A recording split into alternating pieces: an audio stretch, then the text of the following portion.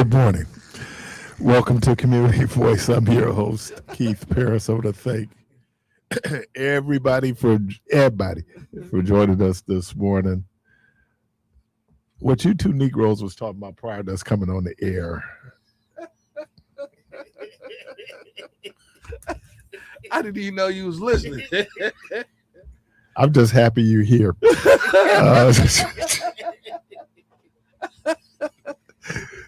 Oh man! So good morning, Clark. How are you, sir? Who you with? Smokey. Who you with? Jesus, Smokey the Bandit. Kind of looked like my car back in the day. Yeah, that's what I'm saying. Hot boxing.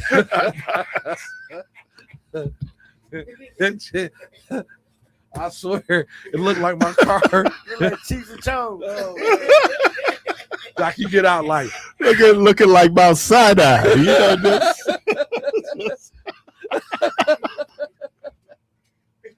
Oh man. That's crazy, man. It's Throwback Thursday. The dudes I hated and the women. The one who they be riding with you. You know we blazing. You know it. And they ain't gonna do it. They won't. So they just want to inhale it. They do the contact. Yeah, I just want. First of all, you really don't get A contact. a contact. You would, because I'm gonna tell you how I know that whole thing is false. No, seriously. When I was on papers, I tried that, and my PO looked at me and said, "Man, stop it." That's the dumbest.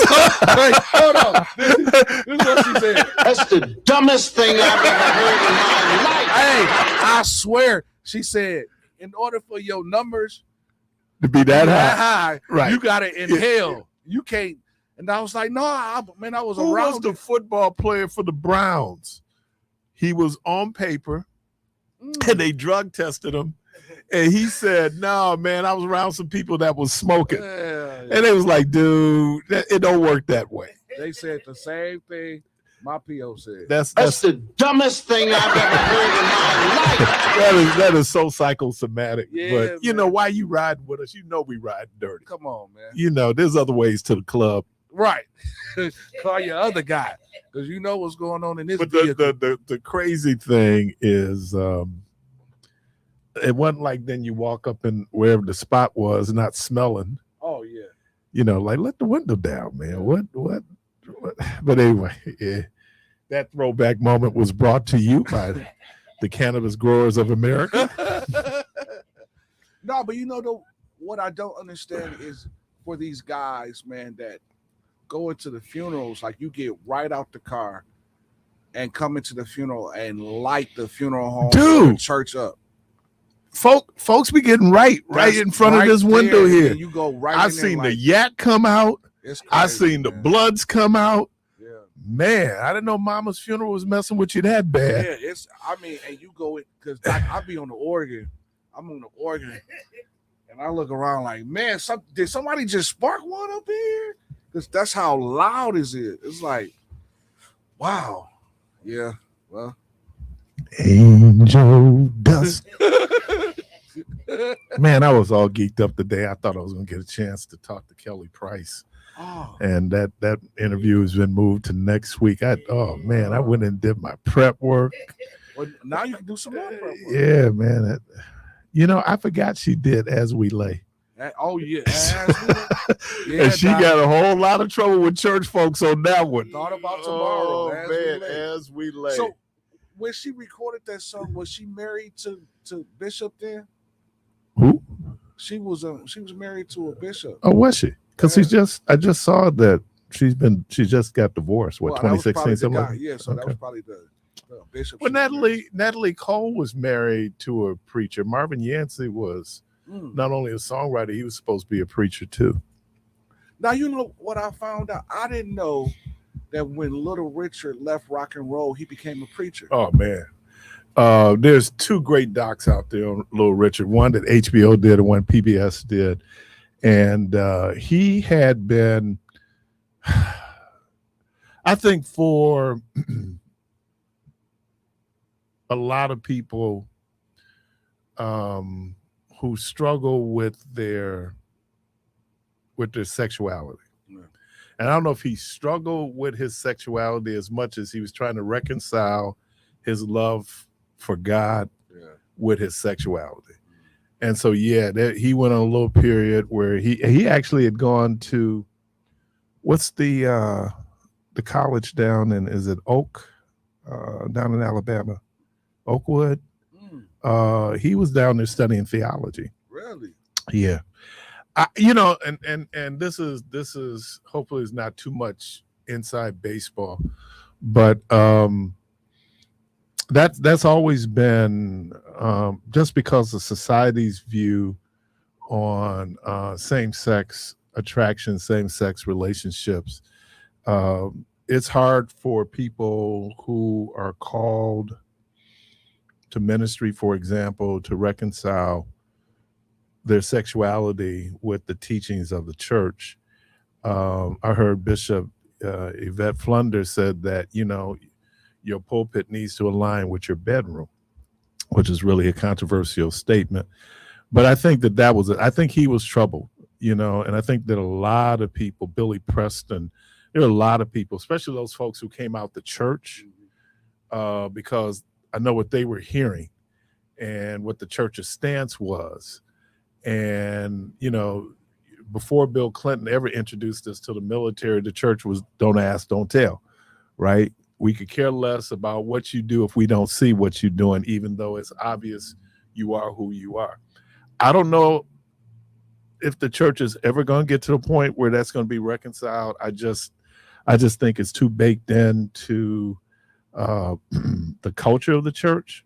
Yeah. And it's even hard having conversations around it because, again, and I'll just be honest, there are a lot of closeted bishops, and this is across denominations. So this is not anything particular to one denomination, but I could tell you that it's a career killer for pastors. Well, I mean, more so. Well, I don't know any more so than, but a pastor having a child out of wedlock is not necessarily a career killer. Well, so no, I'm just saying when people get to certain behaviors, that's what I'm saying. But but I don't know a lot of pastors who have survived being exposed as gay. I don't. That's a tough one. It just, and that's just culturally where we are. Donnie McClurkin right now is dealing with his issues, and but he refuses to step away from ministry until that situation is resolved. There's a lawsuit out there alleging sexual assault. So I think it's a woman. I mean a man. So I think it's we still live in a homophobic world. And, that people, as we had this serious conversation, they're back here eating some nasty potato chips. That's what you get. Listen here, Doc, I'm so hungry.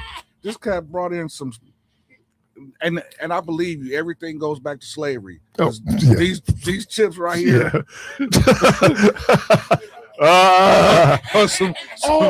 These ain't bad. No, they bad, Doc. No, these were the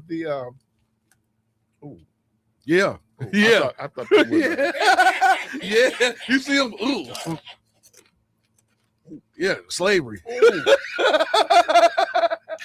I told you. I told you.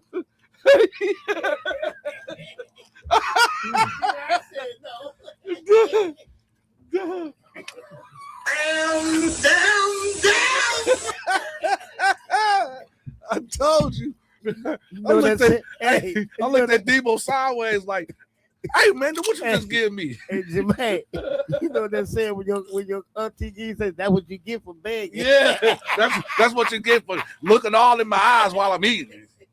Ugh. Yeah, these. Ain't too bad. I mean, they got a little Man. sweet aftertaste. But the aftertaste is kind of.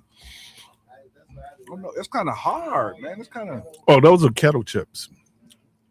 Those are kettle chips. Man, it tastes like it was made with molasses. Molasses. Yeah. Hmm. Anyway, hey, y'all, the phone line's open. Throwback Thursday, 414-444-5250. 414-444-5250. Man, boy. Whew. I don't know if you saw the match. No, I missed it. Oh, my God. I hate I missed it. Oh, my God. Me and Rhonda watched the end of it. Oh, Argentina scores 2 goals in the last 7 minutes of the match. They was down 1-0. And they scored 2 goals in the last 2 minutes? in the last 7 minutes. 7 minutes. Oh, man, that was just, they scored a goal 85 minutes, 85 at the 85 point, and then they scored another one, an extra time, 2 minutes. So it was 7 minutes. So they won 2-1. Dude, England made all kind of tactical mistakes at the end of the ball game. Remember, ball games are won or at the last 2 minutes. And then when you get tired, habits. Oh, man, it was dude put in these dudes. He made his substitutions, and the people he put in could not defend. And it was just like, get the ball to Messi. I don't know if everybody's seen the Will Ferrell movie, Kicking and Screaming. Oh, yeah. With the kids soccer players. Yeah. He said, what's our offense? Get the ball to the Italians, right? It is get the ball to Messi and get out the way. Yeah. And Messi did his magic, man. So Spain and Argentina Sunday. So which one of those teams are the teams that nobody has scored on? Was it Spain? Spain. Now that game Sunday is what I'm gonna be glued to the TV with that one, man. And that's what I'm saying. And look, for a long England was pretty much controlling the match until, like I said, the 85-minute point.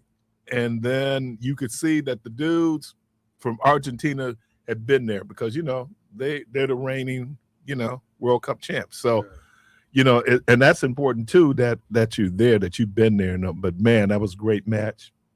You know, like I said, for soccer, if you're not used to watching it, you have to calibrate how you watch it. Many of us are used to where people are scoring, like basketball, football, they're scoring constantly, right? That's not the case with soccer. And then, you know, there was one dude put it right on the post. This was like an inch away from scoring that first time. That ricochets out, goes out to Messi. Messi puts it over. Dude does the header. But man, that and that's what people sit there and wait for. Now, you know, Rhonda's been watching it because our nephew Bryson is a soccer player in Miami, big Messi fan. And Messi plays for the Miami professional team. Yeah. So, amen. I thank God for the World Cup. It's been interesting. Let's see. Got any comments in the anybody's part of the profile? Or I know Solis was yesterday. Great third. Good morning. What is the name and the artist of the opening song? Valdez in the Country, Donny Hathaway. That's going to be a great interview one day. Layla? Oh, awesome. You almost scared me. Say, what we talking about superstition yesterday? I'm like, I was in my bathroom. I turned off the lights, and it was Donny Hathaway.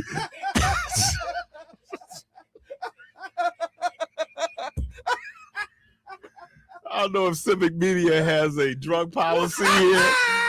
They go have me in there being drug tested. No, man, I'm telling you, man. And I'm talking to Donnie. Donnie got the apple on, and you know we rapping. Like, man, what would you think about when you wrote The Ghetto? Listen, Doc, if you have an interview with Donnie, you're gonna be on the other side, brother. Right. Right. With a microphone. With a microphone. Yeah. Little ribbon tied on the microphone. Yeah, oh man. Well, you know, there's some people that's superstitious though. I mean, I believe it, man. Like people with dreams. like old folks and dreams, and if you Dream of fishes. if you dream of fishes with that but that's pregnancy, true though.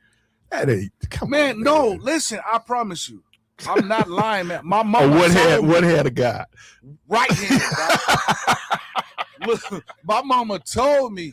My mama done told me. and I don't know how she knew, but my mother told me when my daughter mama was pregnant. Like she didn't even see her. And she was like, she had a dream about some fishes. And she was like, somebody pregnant. And so she looked at me and was like, boy, don't you bring no babies. Well, it was too late. Clark, are you laughing when I'm laughing? It was too late.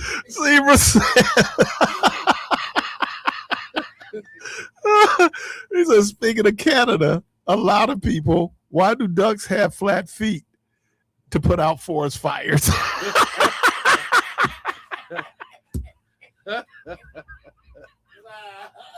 The act like duck.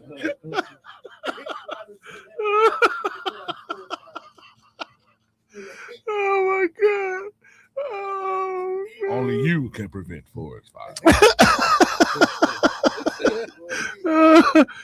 And hey, thank you for our listener down in Houston, Texas. Hey man, speaking of forest fires, man, look at this. Somebody is starting these fires, man. No, man, forest Now, nature fires are just don't- yeah, nature does. And, wait a minute. So you mean to tell me? Yes.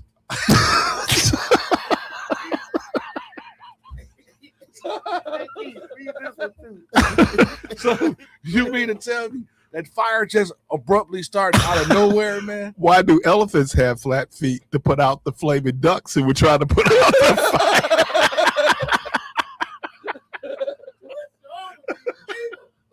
And speaking of, where's my guy from the dungeon? Oh yeah. Please yeah, don't tell me the nothing jokes. happened to him. Please, Lord, don't. No, I don't think nothing happened. Oh, to him. please. All right. I'm talking about, We man. haven't heard from We him. haven't heard from him, man. Maybe he's still in the dungeon. Let's hope nothing. Father. Maybe that cat in the dungeon. Man. Yeah, man. Like, oh, man. Break every chain. You know what? I'm looking at that cowbell. And Peacock has been doing some documentaries on different parts of SNL. Mm. I did not know that the most popular skit of Will all Ferrell. time Yeah. is Will Ferrell Yeah, I saw that. and Christopher Walken Yeah. doing the cowbell. More cowbell. More cowbell. So they actually go back and talk to the members of the Blue Oyster Cult. They're arguing about who played the cowbell on the song. Oh my God. This was so cool because I remember when I watched it the first time, I was in Hilarious. tears, man. Yeah. But when you get the background on how they put it together, you know, I mean, it was, they said it was just like probably one of the greatest moments on Saturday Night Live. And that outfit that Will Ferrell Yeah, had and you know on. what he did? He said in dress rehearsal, he had on a normal shirt. For the actual skit, he went and put on this too tight shirt, Yeah. right? Yeah. So I mean, it was comic genius, Hilarious, everything, bro. man. In terms of, is that water? It looked like it, don't it? Yeah, right here. It sure Is there a do. sprinkler? It's like on the street. No. That's water on the street. From where, It didn't though? rain. Raining. No, it ain't raining. No, it ain't raining. Yeah, it's raining. Is it raining? Yeah. Well, why people ain't got their windshield wipers on? It ain't raining. That's the So that's the do. The sprinklers, okay. Oh, I was gonna say, hold on. Man, I was driving down Pasadena. Pasadena is a stretch of street, Milwaukee, like from Center to North Avenue. Oh. It's like 87th Street. Yeah. And so when me and Frankie go down there, because, you know, Frankie's my lawn guy, when we go down there, we're looking at the lawns. And like most people have just given up water in the grass. It's not, It's over with. it's over, man. I mean, you just, it's brown. And like if you water in the grass now, it ain't gonna make a difference. You know what, man? I want to ask you something. I see that Mr. Stingley just put something in the thread, but I was ask you. I remember back in the day, they used to say if you had a dream about you falling you supposed to wake up before you hit the ground, because if you don't wake up, You're gonna die. you're gonna die in your sleep. And you ever had those dreams that you was falling and all of a sudden you No, man, and woke here, up? don't do that. Because here's what y'all doing. Y'all You put it in the created brain. right. Y'all create suggestion. So when you go to yeah, you're it right. happens. Because and I'm gonna use a big word today. I know it's Thursday because I'm just that malleable. You put it in my brain, let's go to it's like a song. let's go replay it. I could be coming in and they said, "What you singing?" The last thing I heard on the radio. Yeah. Speaking of Kelly Price, that song "Fell in Love at Christmas." You know who she does it with? Mary Mary. Oh yeah. Sure. Yeah. And they was singing on that song. Oh too, my man. God, dude! They was I singing. can't wait to have this conversation Yeah. with her, man. Oh man, I got it. Okay. All right, y'all. Throwback Thursday. We done talked about why certain animals have flat feet. This program is about everything And nothing. and nothing. Take a quick break. We'll be right back. FM. FM.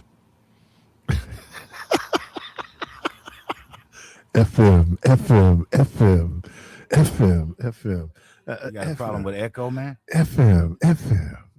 Do you have a problem with echo? No, man.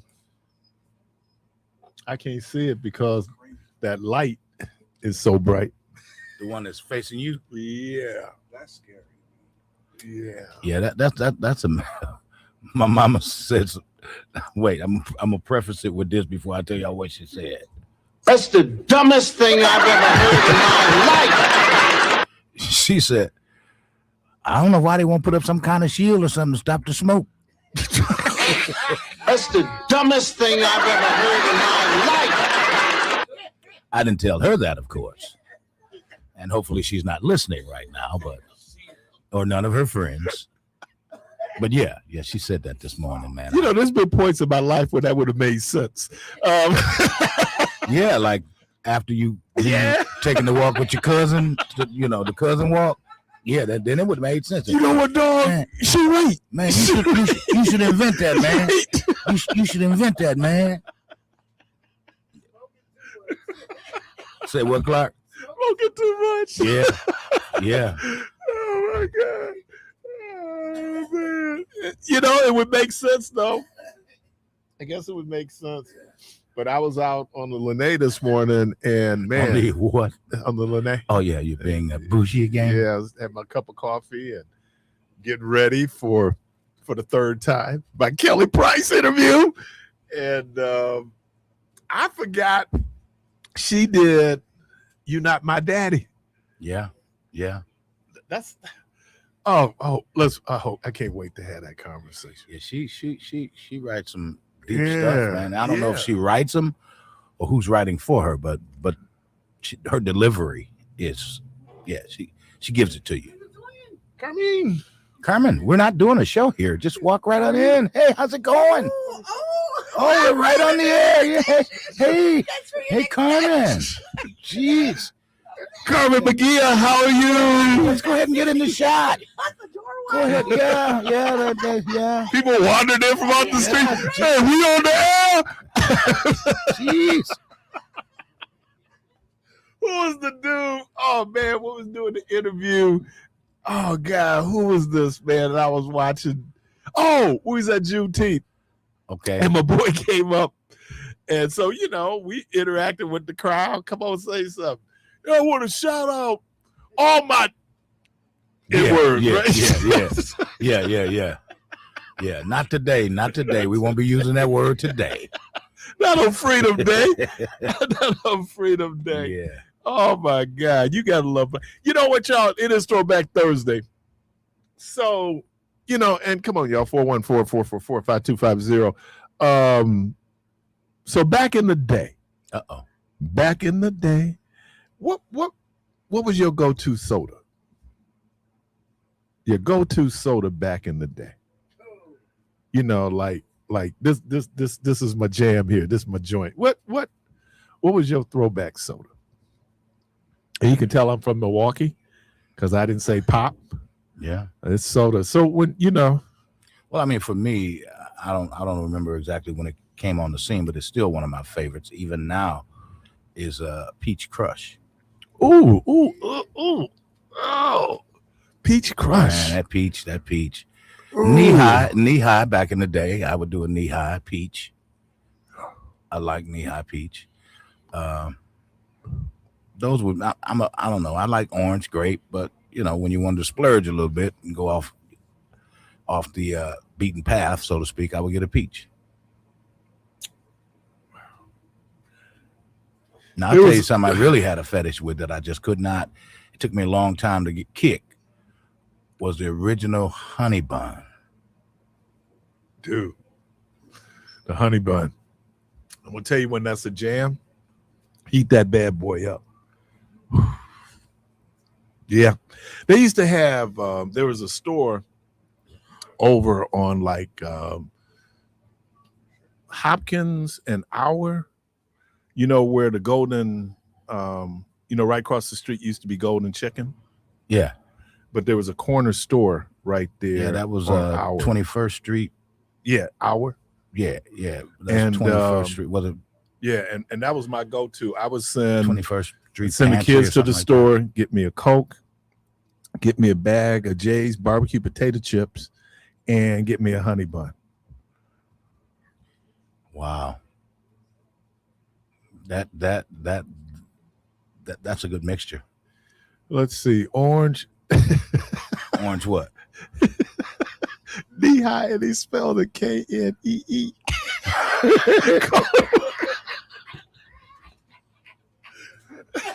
Did we do homophones yesterday? Yeah, he said orange knee. I think knee high is it Nehi?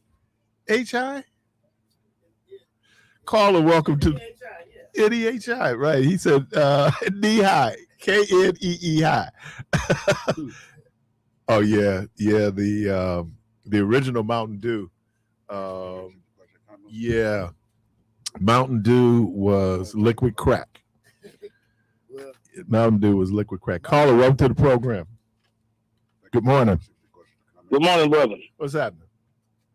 I don't get that to you, Dude, I just made this post about that soda, man.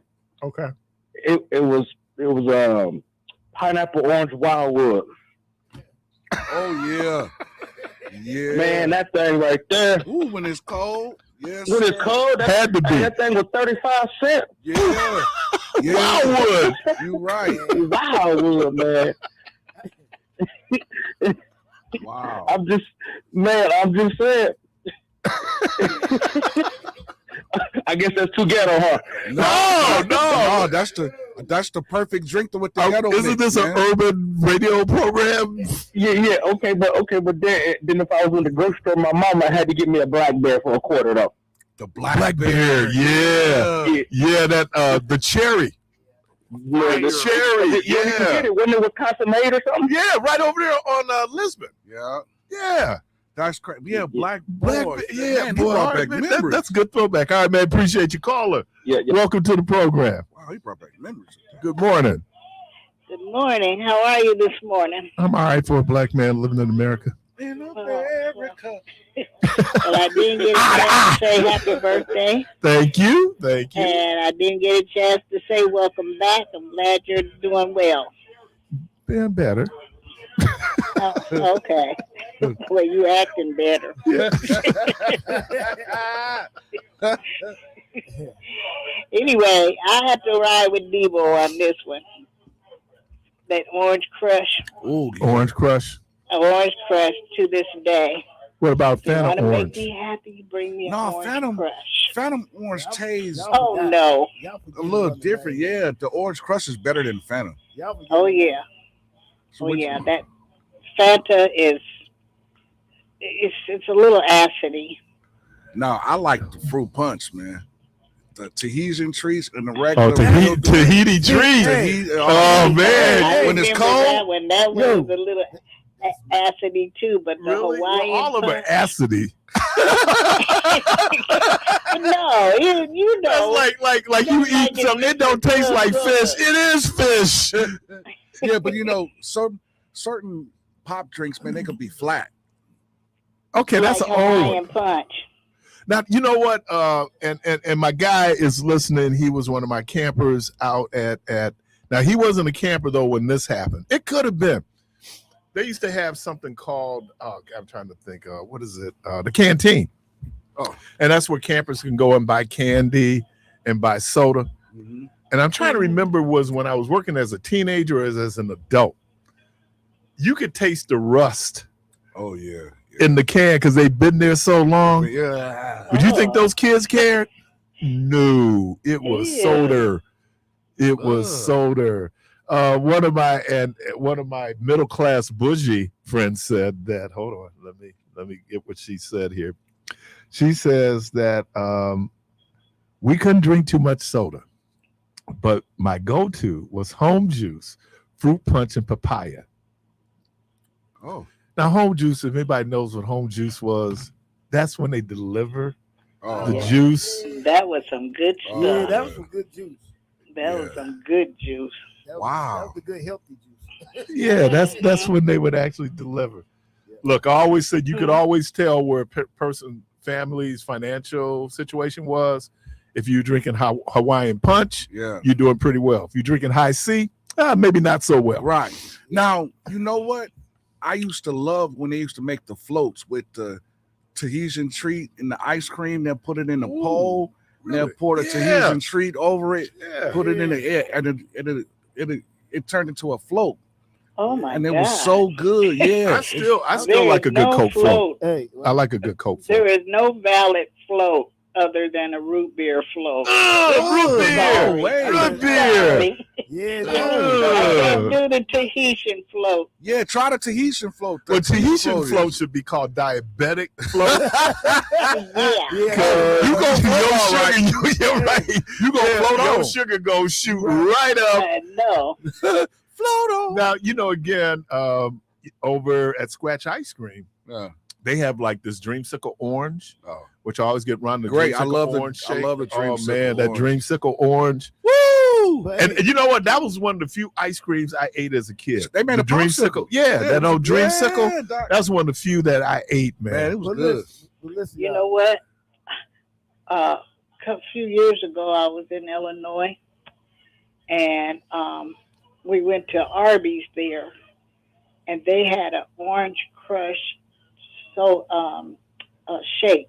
Yeah, dreamsicle. Yeah, man, that was awesome. Yeah, I know that's about the only thing I can bring from over there for Rhonda. But if I do that orange, now it's gonna send you to the bathroom because it's so rich. Yeah. Oh yeah, that's the thing about that ice cream. Yeah, right? It's gonna send because you. my mom had a sweet tooth, but I took her some of the what is that, vanilla bean? That was too sweet for her. Ooh. You know what? Y'all forgot about the number one soda. What's that one? Jolly Good. The Jolly Good sodas. Yeah. Rhonda still drinks Jolly Good. You can get them at Sendix. Yeah, they used to have the riddle at the bottom. The riddle. You talk about diabetes. The riddle. The riddle at the bottom of the riddle at the bottom of the can. Y'all remember that, didn't you? That's right. Yep, we had a riddle at the bottom of the can. You used to read it through that little Yeah. All right. Thank you. Well, yeah, you all have a great day. And thank you. Okay. All right. Bye-bye. It was Jolly Good, Cracker Jacks, and Cracker Jack. Yeah. I used to love Cracker Jacks, Those were my two go-to. And those little cheap toys they gave you. Yeah, man. But they was puzzles and all that. That's a good question. Zebra One, does Jolly Good make yeah. You struggling this morning with your spelling. Does Jelly Good moving too fast now. Slow down. We got knee high. Yeah, they got KNEE. Just the L. But do they do? Hey, I'm gonna tell you something. They're down near Racine, the Jelly Bean Company.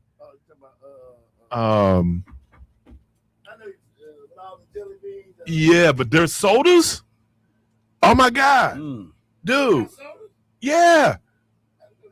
All right, y'all. When you listen to Community Voice Throwback Thursday, you'll go through sodas, and that's good. I don't know if they had ginger ale, because I know, like we said, Jolly Good. Yeah.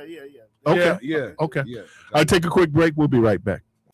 with your host, Keith Parris. All right, welcome back. Small Walkie, y'all. Small Walkie.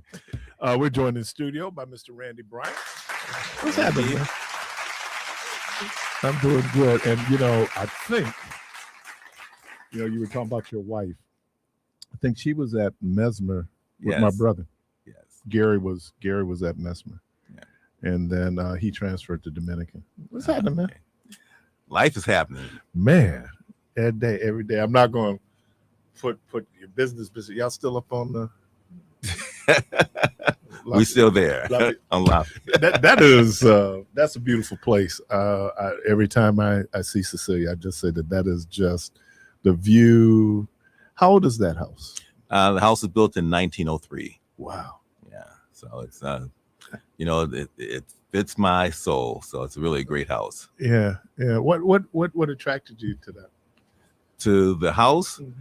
I'm an architecture historian, a preservationist, and it just had all the bones and whistles and all that. And so that was it. I love the style, love the location. The location is primo. Right. And so it's pretty good. Oh, stuff, man. And I don't know if it's by accident or by design that the two colleges I went to, both of them were on hills. And that whole idea of being able to look over, but man, that Lakeview gotta be.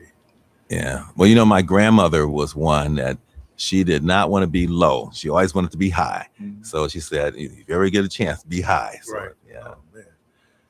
So tell us a little bit about yourself when we sit up here and just talking about, tell us about where you grew up. Sure, absolutely. Well, I am a proud Milwaukeean, born and raised in Milwaukee.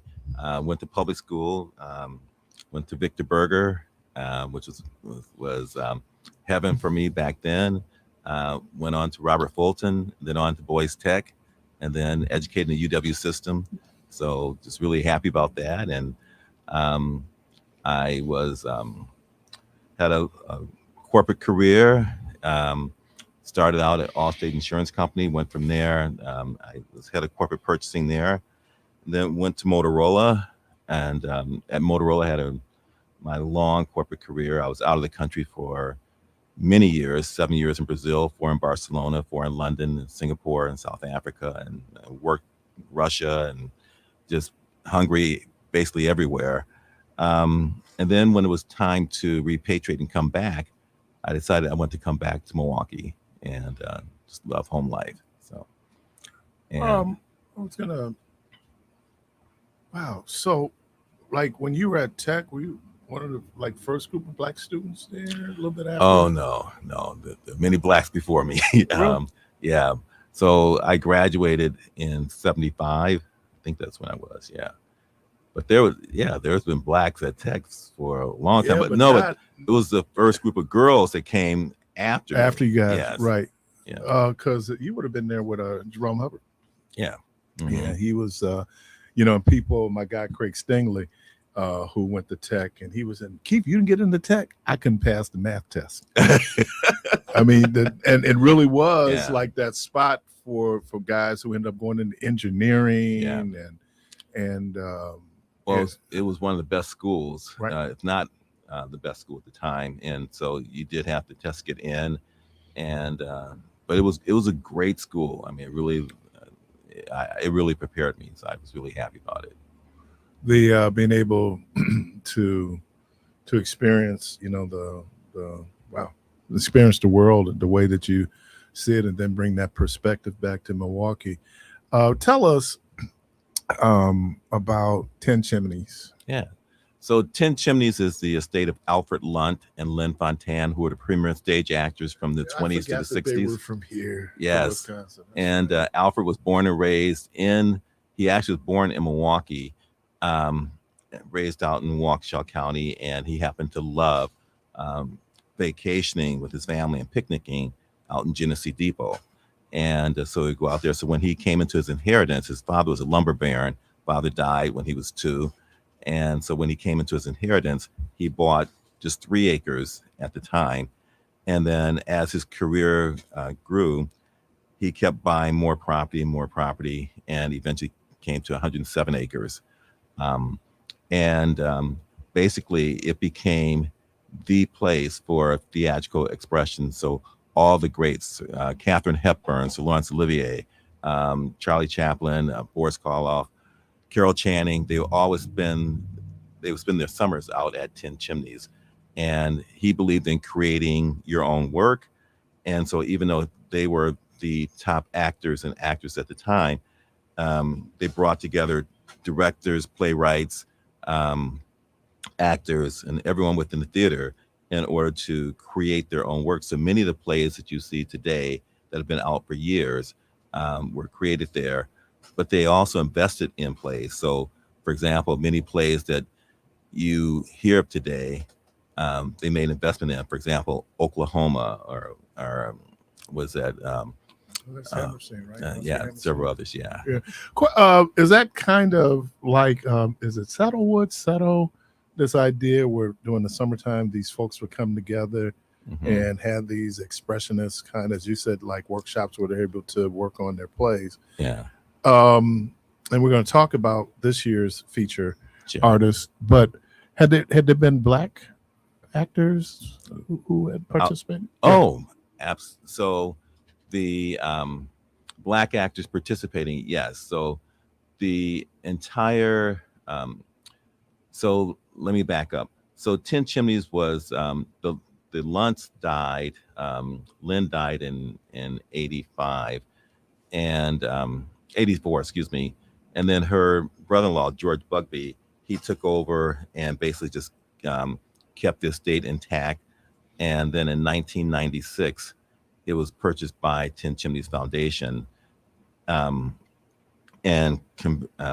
created to what it is today. So they started the restoration in 96. It opened to the public in 2003. And then the Lunt Fontanne Fellowship, which is the preeminent program for actors that have a minimum of 20 years of acting experience, that started in 2009.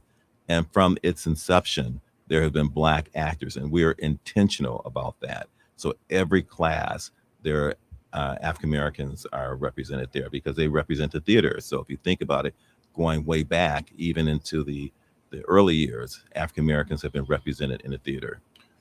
How long have you been involved? I've been involved. So interesting. Well, and so how did you get involved? Okay, great. So I was living in Brazil at the time, and my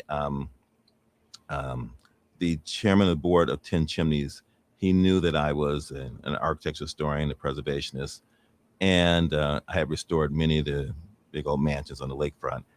And so he contacted me, and this is before Ten Chimneys was restored, and asked me would I come out for a dinner. And they were looking for someone to just like-minded people.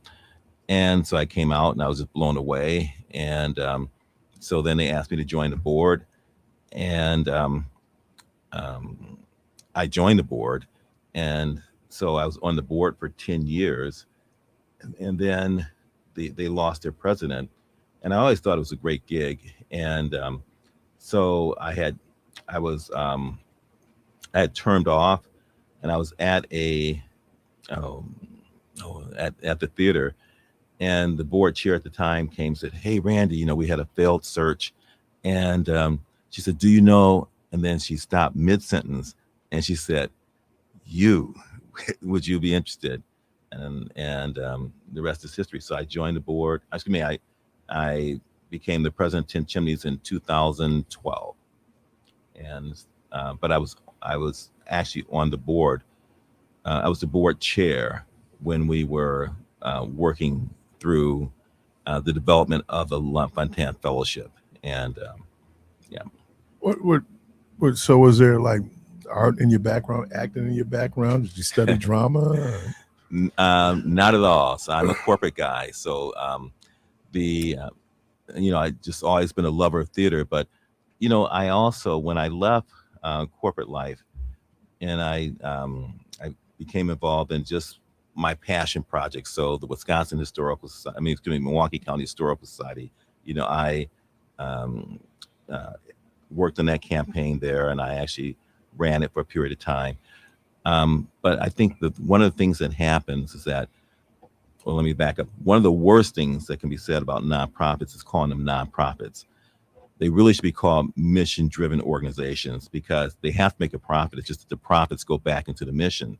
So being fiscally focused, coming from corporate America, it was like really the perfect formula in coming into 10 Chimneys. So, we've been in the black basically since like 5 years after I got there, and we've stayed that way. And that's how we manage. But if these organizations are going to stay around, we have to look at just how they're going to be funded, and not just in the short term, but actually long term. And that's where I'm happy to state that 10 Chimneys has been in a great situation. So this year's, is it like artists in residence? Yes. Okay. So this year we have our, well, let me back up. So each year we select, we have 84 partner theaters around the country, and the largest theaters, so Lincoln Center, Manhattan Theater Club, the Goodman Theater, Milwaukee Rep, the Seattle Rep, but all around the country we have these theaters, and their artistic directors get to select 3 actors that they can nominate to be a part of the L'Enfantine Fellowship. And 10 Chimneys, we only take 10 each year. And so these are your 10 top actors. And then they work under the tutelage of a master teacher. And in the past, it's been Lynn Redgrave, Alan Alda, David Hyde Pierce, Jason Alexander, Steve McKinley Henderson, Tyne Daly, and Felicia Rashad. And I'm forgetting a few, I know. But Felicia Rashad, this is her second time back. And she's the master teacher, and she's working on Against Type. These are roles that you would never be considered for, but you would like to have the opportunity. Denzel Washington Training Day. There you go. Exactly. And so Felicia is amazing. She's just a great person, but she's a great actress. And her spirit and soul is there. She's truly dedicated to the craft. And many people know her from Cosby because she played the mother on The Cosby Show. But she's done many, many things since then. She's still at Howard? No, she went to Howard, and that was under a 3-year agreement there. So she's no longer at Howard. She was dean of the School of Fine Arts. She was the dean of the School of Fine Arts. Exactly. You've done your homework. It's good. Oh, no. I mean, when you look at someone had gone in our chat room and asked who our theme song was. Mm-hmm. I said Donny Hathaway. But Donny Hathaway had gone through Howard's School of Fine Arts. So, well, Felicia, both her and Debbie graduated from Howard, yep, including her father, who was a dentist. He graduated from Howard as well. So, that's one of those things when someone I was thinking a movie. The woman went in for an interview, and so they were talking to her. She's a Black woman. They were talking to her, and they said, "Where'd you matriculate?" And she said, "Howard." They said, "Harvard?" She says, "No, Howard is the Black Harvard." Yeah, exactly. It's the Black Harvard. But no, I mean, in terms of what people, Richard Smallwood, all these people who've gone through, Roberta Flack. Yes. And I'm thinking when she went out, that was kind of a halcyon time for Howard in terms of. Oh yeah. Because I think at the same time, didn't was it Hannah Nicole? Was it Jones who wrote who did 1619? Yes. She came in exactly. And then Ta-Nehisi Coates was also their artist in residence there. Right. So I mean, the fact that not only do we know her from the Cosby Show, we also know that she was an instructor. She's an educator. Right. So I think that's a great fit. Well, not only is it a great fit, but Chadwick Boseman, the School of Fine Arts is named after him, and that actually happened during the time Felicia was there. But it's so important for all of us to understand what our legacy is, what the legacy is for Black people. Howard just truly represents the finest in terms of education for our people. And Felicia, she is, most people don't know, but she's also is the ambassador for the African American Cultural Heritage Action Fund. This fund was put in place in order to raise money in order to save and protect Black institutions and those Black historic places. And so the fund was, she was there from the inception, basically 2 weeks after inception. And the fund has raised over $200 million to give to Black churches, Black institutions. It's just incredible. And I'm proud of her. We both sit on that board. I'm proud of her, but I'm also proud of what the National Trust for Historic Preservation is, the arm that controls the African American Cultural Heritage Action Fund. And I'm trying to, didn't Chapman Boseman, Denzel Washington, was something that he ended up, a fellowship. Yes. That he got. Okay. Exactly. Yeah. When you, well, I think, that the promotion of the arts in general, yes, and then particularly the promotion of the Black arts, becomes real important, because art tells stories, right? Absolutely. And whether it's our historical story or contemporaneous kind of events where it becomes stories, I think that, and certainly creativity that people bring. I think this is fascinating. You said when you're going against type. Yeah. So, and I kind of, a lot of people, women in particular, had a problem when Denzel Washington did Training Day. Yeah. And it kind of went against type in terms of his image. Yeah. And that's difficult sometimes for folks too, because, people get feared that they're going to be typecast. Mm-hmm. And I think, and I'm not an actor, but I would think that any art, you want to be able to expand. Yeah. Right. Absolutely. Not just so much be pigeonholed. This is what I do. You kind of see it more now with rappers who are becoming actors. Yeah, true. Where, and you talk about like going against type, you look at Ice Cube and Ice-T, Blake the Police, and now they play Police. That kind of artistic irony that you have. Absolutely. So now, how long is that? Is the workshop? Or yeah. So the workshop is for 8 days, and we fly them in from all over the country, and they're treated like royalty while they're there at Ten Chimneys. But then they get to focus on their craft, and so, as I mentioned, they're working on against type, which is not easy. Right. And in many ways, you can be type for many reasons, and sometimes you can actually even work against yourself, because you become comfortable with what you do. And so therefore, even though you say, I want more, I want to do this, but then within yourself in terms of, well, it's more comfortable in doing this. So you got to be willing to stretch. And that's where Felicia is really showing them how don't cut off your own opportunities.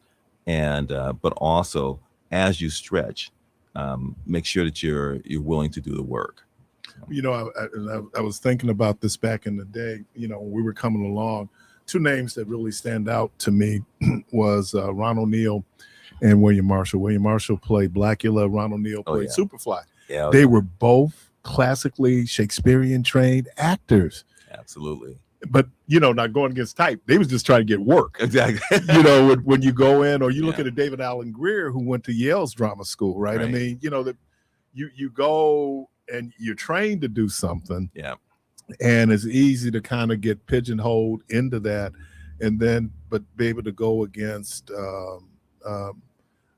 type. And then there's some people, I just think that is the word like, is it amoeba? What's the where you can just be anything, amoeba?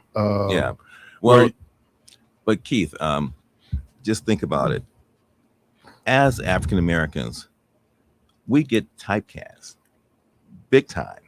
And where roles are not even open to you because they see you, okay, I need a Black person, and what their image is of a Black actor.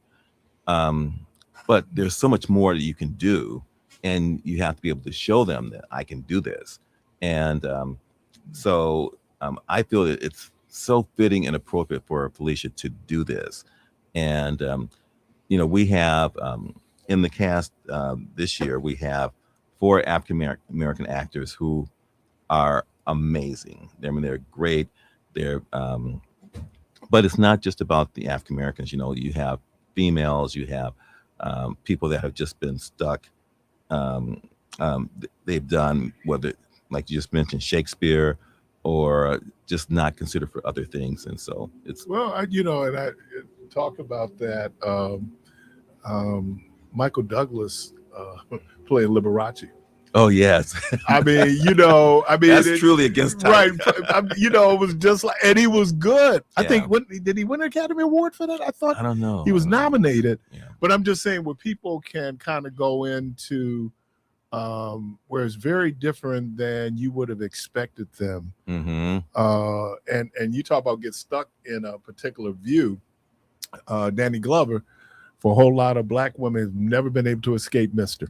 Yeah. Oh yeah. From The Color Purple. I mean, yeah. and he's had a wide range. Yep. But I think being able to go in and to be able to have that conversation, or to be able to work on that where you are able to expand, because you have people like Meryl Streep. Mm-hmm. I'll tell you someone, though, who I think does it a lot is Viola Davis. Absolutely. Now, she's going to cry in every movie. Oh, But what I'm saying, just the diversity of what she's been able to do. What was it that the Widows? Oh man, I mean, that was just like. And then you go to the movie she did with Meryl Streep. She was nominated for Best Supporting Actors, and she was only in that movie maybe 3-4 minutes in terms of screen time. Yeah, I know. So being able to, I like that idea. We were having this conversation about sports, Mm-hmm. and how there's a group of guys here. They take these brothers, young kids, up camping. And so one of the things that they don't let them do is they don't let them play basketball. Mm. Because, and I saw this when I work with young people, you put a basketball out there, but they were saying learn other things. Yeah. Learn, and I say that with singers, learn other styles. Right. But think about what you're saying there, Keith, because the best gift is the gift of exposure. Mm. Because if you're not exposed, you don't know. And so when you ask a young child, what do you want to be?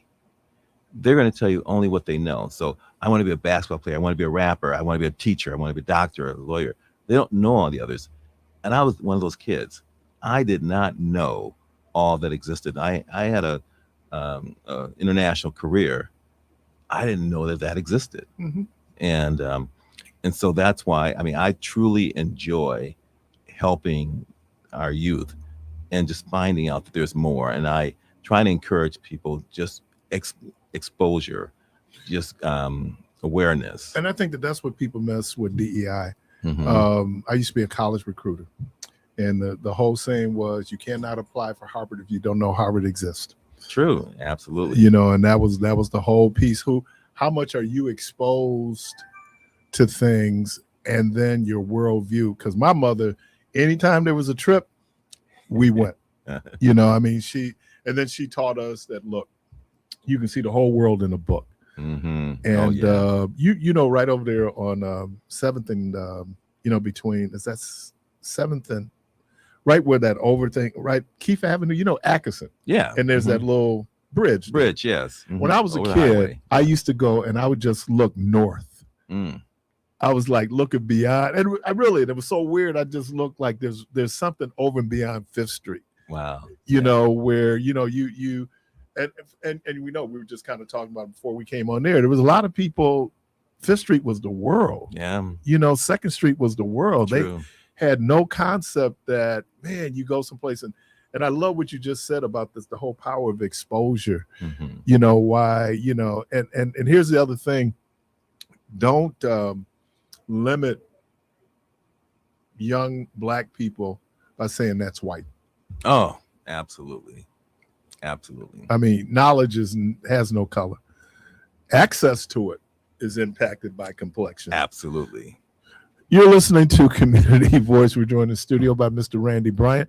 We're going to take a quick break, and we'll be right back. FM with your host, Keith Parris. This is a small world, y'all. We were in the 6th grade together now. We just sit up here reminiscing. Oh, man, we came up with some names.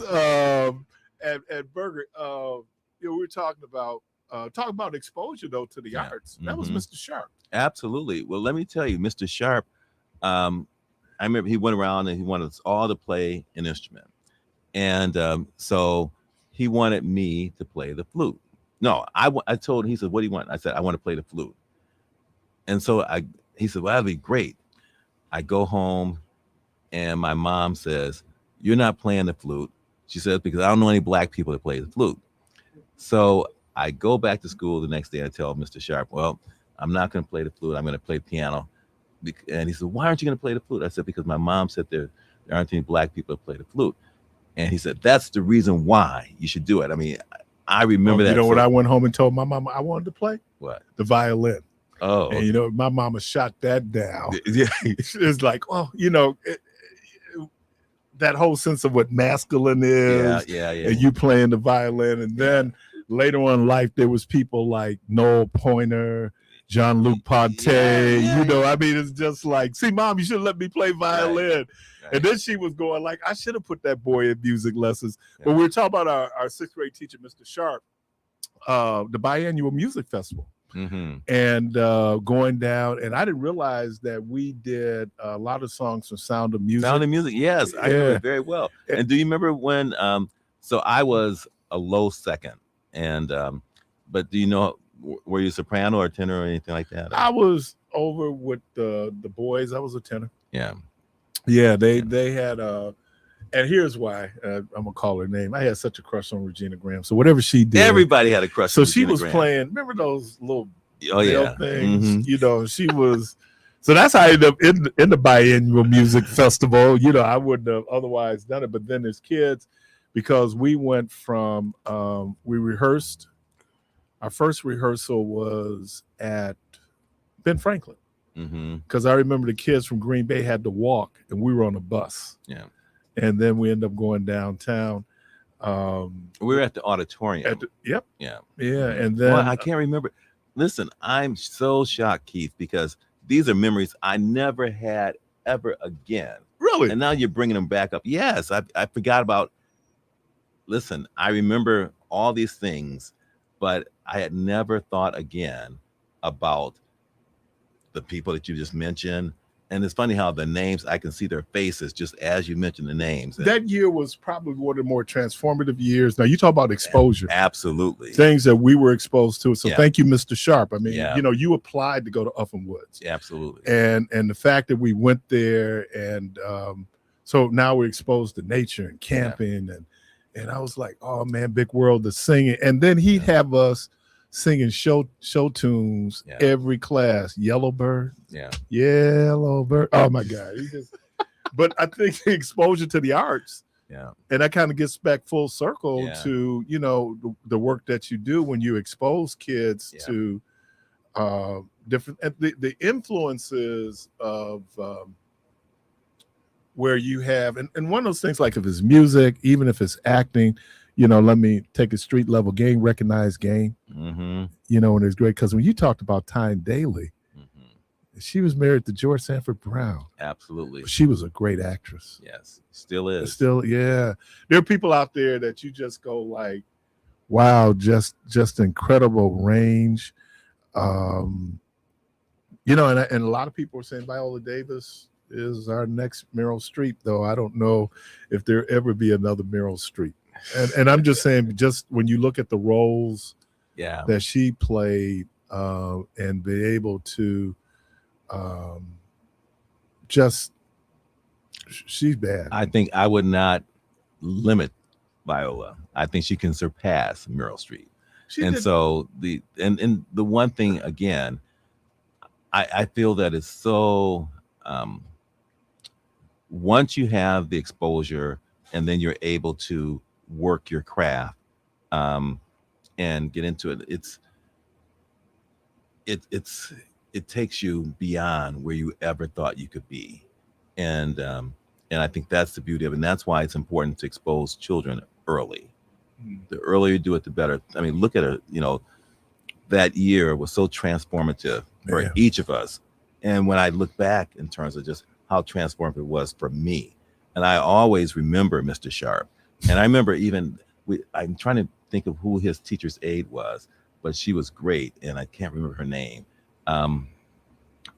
Beautiful too, but I just look at, wow, what that did for me, and a lot of it can even be subconsciously, and then all of a sudden it comes out later on. I was at the Black Mill Teach-In. They have a King, which is, you know, it used to be Burger, and we were in that classroom. We used that classroom. It just brought back, because of our situation, we were the only sixth graders there. All the other sixth graders were bused. Yeah, they either went to Cass or they went to McKinley. So because we were 5T, you know, we were able to stay there. Yeah, and man, it was God. It's. I think about that, and then exposure. And as I got to Parkman, what Mr. Douglas exposed us to, we saw Kothi when they first started. Really? Because at Parkman, man, the assemblies was the thing. I mean, there were people there that we saw. They used to bring in a, I think it's Winona State up in Minnesota. They would bring their orchestra, their choir. Wow. And so, you know, now we're exposed to that, but then at the same time, very Afrocentric. So that idea, how much could you absorb, and every opportunity that you would get, I just learned, man, keep the door open, because you never be surprised. I always get her name wrong. She's a therapist, Harriet Thomas, I think. And she was at our church speaking for Women's Day. And she made this point. She said, you know, this journey is no accident. She said the things that you would think you're exposed to, oh, this doesn't mean anything. Yeah. And then it'll come up again. My wife tells the story. She used to run the clinic for Family Health Plan. This is when the pharmaceuticals still could throw retreats and take, you know, doctors out. Yeah. And so they took, so we were the only two Black people there. And so the theme that year was country Western. And we were up at, a place up in Elkhart, Exots? I don't know. Brand new resort, great. Okay. So we were there. So they did trivia. And so they asked this question. It's country Western. They go, so who was voted best country Western group? I raise my hand. I go, Brooks and Dunn. They go, you know, the look they just said, how would you know that? And then my wife goes, he reads a lot and he watches a lot of television. But that, I think that's the piece that becomes expose people.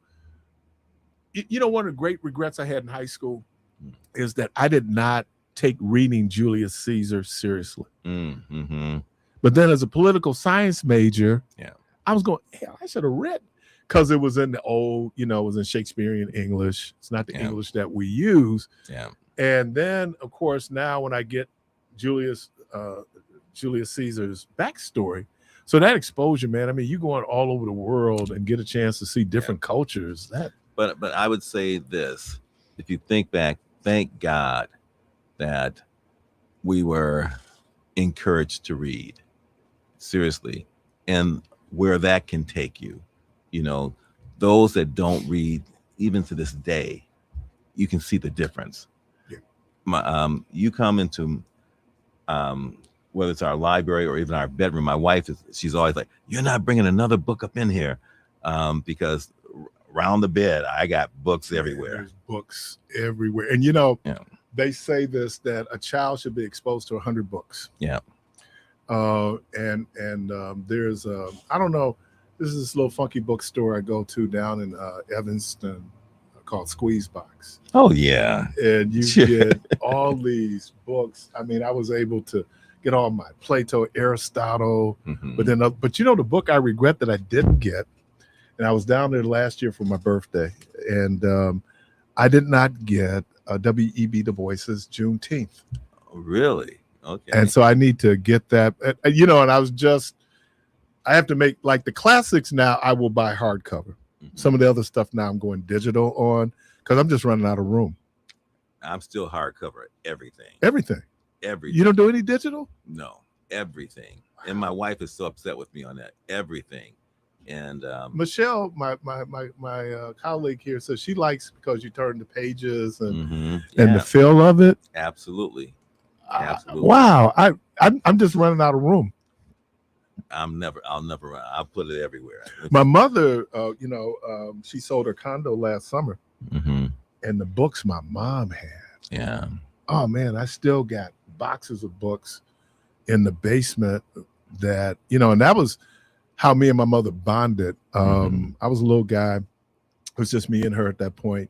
And she used to read these Bible stories to me. And when I used to hear this about enslaved Africans, where they called it the talking book, I couldn't wait to learn how to read. And so when I was 6, she took me to the old Laughlin Library over there on 7th and Center, 7th and North.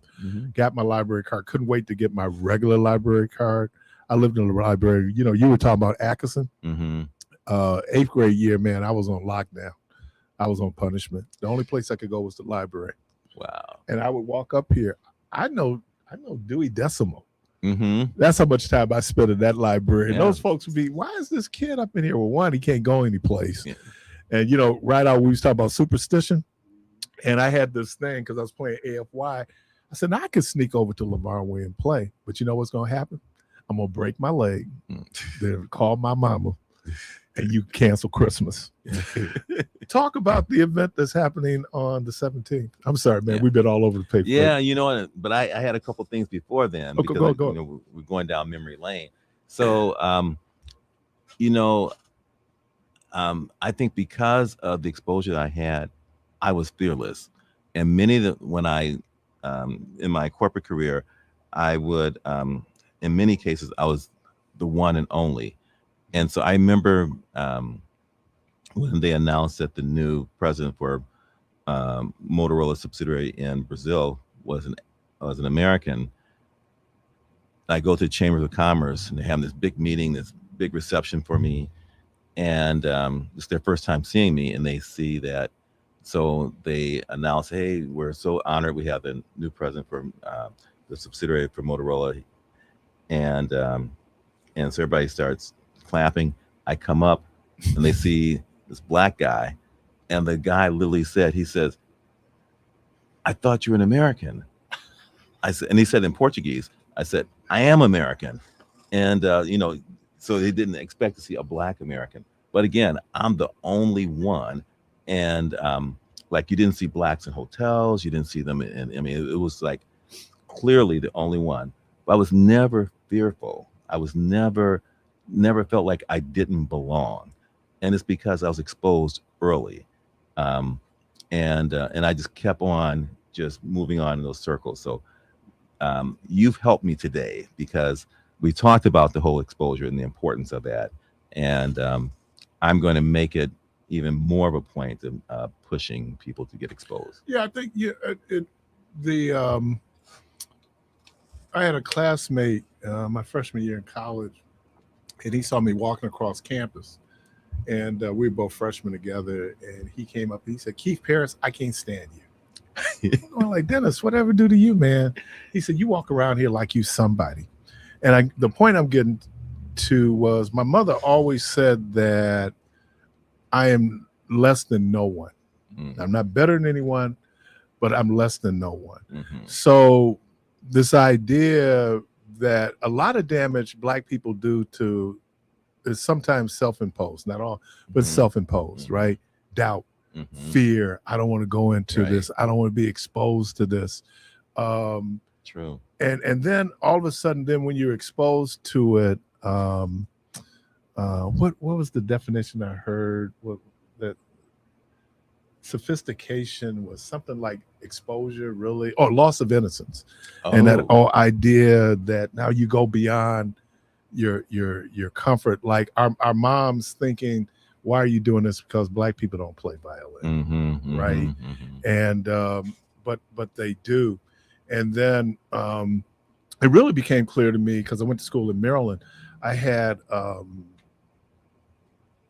just the women that I dated their parents were very kind of upward thinking. And so the thing they had like tap and ballet, right? I dated one young lady. She played the viola. You know, I mean, it was like they were exposed to things and then exposed me to things. You know, I mean, because in predominantly white environments, you have a tendency, if you're black, we kind of cluster because that's out of protection. And but then you have to go, and that's what I love about one of my roommates, man. He wherever they went, he went, and that exposure. So then what you're exposed to. So I think I appreciate you doing that, man. That opportunity. So So getting into tonight. So on the 17th, the Felicia Rashad, I'm going to interview Felicia, and it's going to be a nice intimate setting where I will interview her, but then the audience can ask questions of her, and she's going to be sharing about her life, whether theater, movies, or even at Howard. But also, the audience will be able to talk to her about any of the movies that she was in growing up. You know, how did she get into being an actress? All those things, because it's important for people to share their journey. And again, just like we talked about, the whole exposure thing. So that's on the 17th. On the 18th, the L'Enfantin Fellows, they will show what they've been working on with Felicia on Against Type. And so you'll get to see just how they have stretched themselves, what they're doing, what they traditionally do. And then they're going to go and show you how this is against type for them. Really interesting, really amazing. It brings about thought that you never would have. Again, it stretches everyone. Oh, someone just put in, I was 5T at Green Bay Avenue. Who cares? They were over. That wasn't even our neighborhood. My cousins were over in that neighborhood though, but it was funny because Keith Avenue was like the divide. It was the divide. It was the divide. I mean, you know, everybody south of Keith Avenue was Burger. I think everybody north was Green Bay. And so we went by accident. We weren't supposed to go to Burger. We were supposed to go to Green Bay, and then because we were on the north side of Keith, and we just got registered at the wrong school, but nobody realized that we were in 3,500 instead of 3,400. So. You know, and that is a real legacy about the segregated school systems. Because remember, we had the districts, and you literally had to transfer. My grandmother lived on First and Wright, and the dividing line between Lincoln and Riverside was like in the middle of the block. So my uncle every year had to transfer into Riverside.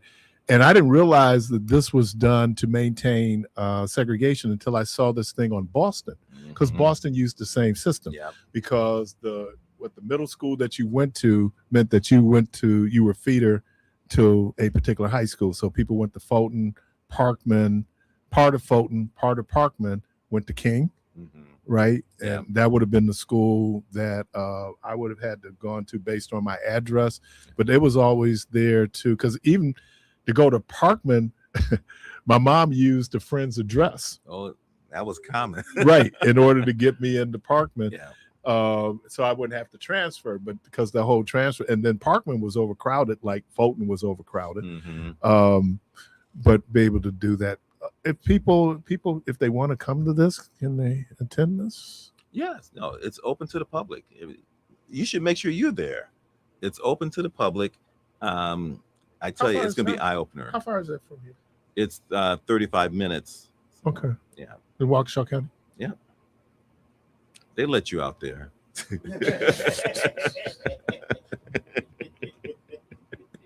Well, I worked at beautiful Camp Wickham, which was in Burton, Wisconsin. But I understand there were some problems with some fishermen there on Lake Keesis. They will, no problem. Oh, yeah. I'm not going to say you're not having any problems. They will let you out. I think, and that's the other thing, y'all. You really need to get out and see your state.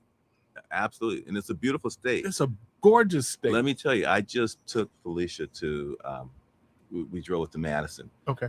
And she was commenting just on how beautiful it was. And she said that it reminded her being in the countryside in France, and but she was just talking about just how beautiful it was. Well, And tell so, her that, we consume more brandy than they do in France. No, I think, especially you go out west, yeah, you're going towards Minneapolis, and you get out there. And I remember someone to come to visit Milwaukee, and she was calling home to tell her parents. And she said, well, there's two things. She said, it's the cleanest city I've ever been in. She said, ain't no hills. I said, oh, they're hills. yes, hills. Yeah. You got to, because out in that area, going that way, that's the Kettle Moraine. Yeah, exactly. And just that, but then you go out, and then, it's a beautiful state. It's But the see, Dells. you just mentioned the Kettle Moraine. So the one thing about the property, where Ten Chimneys is, it's a gorgeous piece of property. You have and it was formed. It's where the glaciers last receded, and so you have the kettles where the glacier scooped it out, and then you have moraines where they deposit it. So when Alfred decided to build a house, he built it right at the top of a kettle, and now you have the oak savannas that have grown up there. You have all the walnut trees, but it is truly a beautiful setting. I mean, I enjoy going every day to work. I mean, it's just. I was 1984, worked at Camp Wickham, and my lodge mate was a geologist. So we learned about pitted outwash. Yeah. We learned about kettles. We went up in camp, up in the Kettle Moraine. A lot of people don't realize that the lake this is a glacier had moved and pretty much stopped. And so the kettles are where, it just like these big holes, man. Yeah. How many people know that, man? Yeah. I used to go, we went up to, what is it? Is it the Ice Age Center there? Ice Age Trail. Yeah, but they have a center also where you go in. The kids weren't even paying attention. I'm like, will you all shut up? I'm learning trivia here. So again, if people really want to take part of this. Yeah, they can call in to Ten Chimneys directly, or they can go online and get tickets. There's still tickets available. The premier tickets are all sold out, but there's still seats available, and I think that it will truly be eye-opening for many of them. What time does it start? It starts at 7:00 p.m. One of the things that I was going to mention to you is that one of the African American actors is there. First of all, he's all excited about coming to Wisconsin. He'd never been to Wisconsin before. And so then when he met me there, he said, wow, he said, where's your family from? When did they come here? As if there were no blacks in Wisconsin. I'm like, boy, when I was at the Mount, right. The only people they thought that I was from the Midwest. They said, where's your big hat? And then they said, are there any black people? I'm going, yeah, because all they thought about was the Packers. Yeah. Maybe the Bucks. And I'm going, yeah. But you know what? When we were coming along, Milwaukee had 1 million people. We're only 10% of the population. Yeah, absolutely. And we're kind of all in. Mr. Randy Bryant, man, this has been good, man. This has been a treat. This is what makes my job so much fun, man. I get a chance to talk to some very interesting people. And I look, wow. Can I give you a real quick story? Can I have one more minute, Clark? Okay. Well, he can't stop running his mouth, can he? Go ahead. All right, let me thank Mr. No. Go ahead. You got a minute. I gotta go. Look. Go. Let me thank Mr. Randy Bryant again, Ten Chimneys.